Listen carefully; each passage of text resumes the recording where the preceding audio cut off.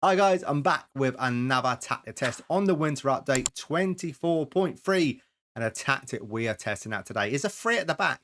It's a free for free called Striker Glory. If you want to download this tactic, the link for it will be in the description below. And if you can't download for any reason, I will run this tactic near the end of the video, just in case you're playing on console.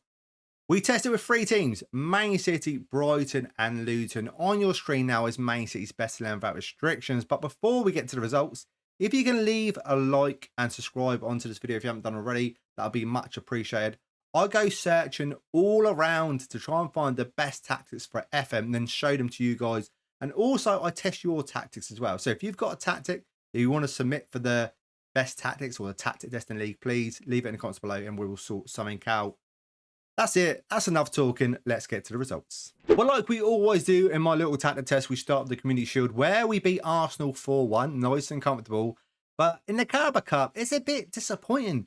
We lost 3-0 in the fourth round. And in the FA Cup, well, we got knocked out in the semi-final against our rivals Man United 3-1. We did, however, manage to pick up the Super Cup just about, beating Sevilla 2-1. And on to the Champions League now, where we did top our group. We won 5, drew 1. We didn't lose a single group stage game. We finished on 16 points. Then in the knockout rounds, well, we lost 3-0 against Benfica away and we beat them 2-1 at home. But the away leg where we lost 3-0, they were very, very late goals. They scored in the 82nd minute, 93rd minute, and the 98th minute.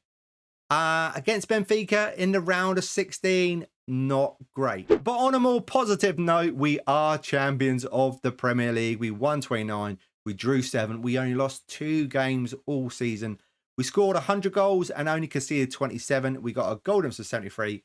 And a good start, a good points tally of 94. On to some player stats now, and this is where we find out what let the tactic down. And it was Haaland. He scored 31 goals from 21 starts, 13 as a sub.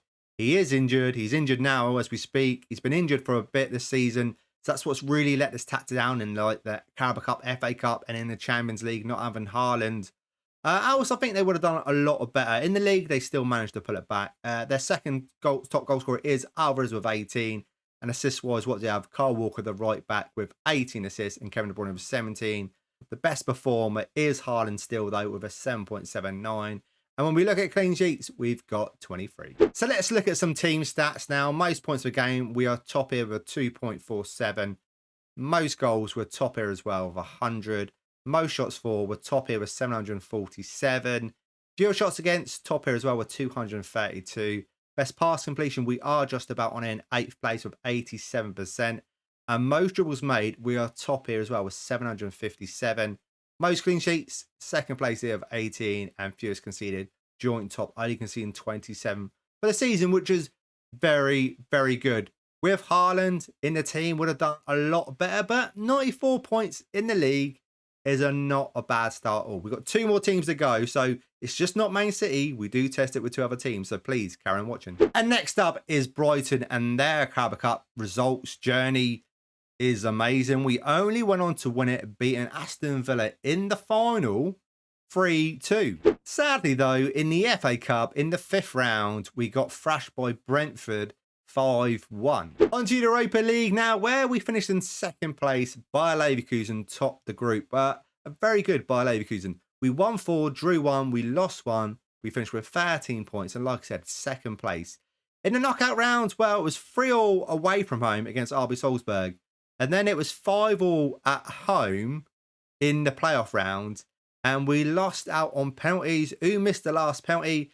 Veltman missed the last penalty.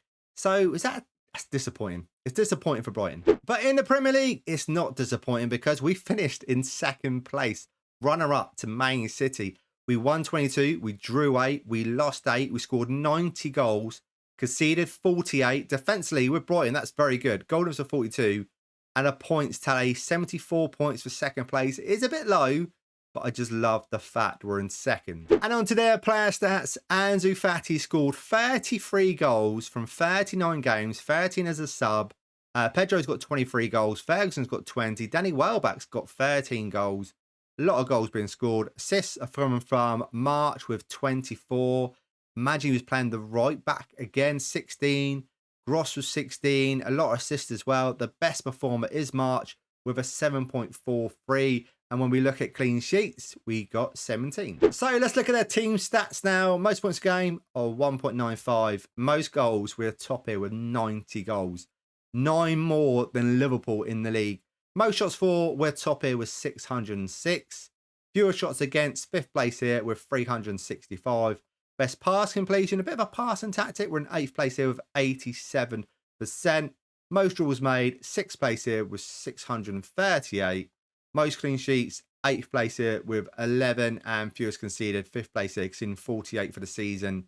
Which, if you've seen a lot of previous tests, 48, only conceding 48 for the season with Brighton is very, very good. We won the Carabao Cup and finished 2nd in the league. Like I said earlier, 74 points is a bit low to be finishing 2nd, but 74 points with Brighton is fantastic. On to our final team now, Luton, and we get knocked out in the 2nd round of the Carabao Cup against Championship side Southampton. It was away from home, and we lost 3-1. And in the FA Cup, we sadly lost against Chelsea in the 5th round, 3-0. And on to the Premier League season preview. Finished 20th. We finished 9th in the league. We won 17.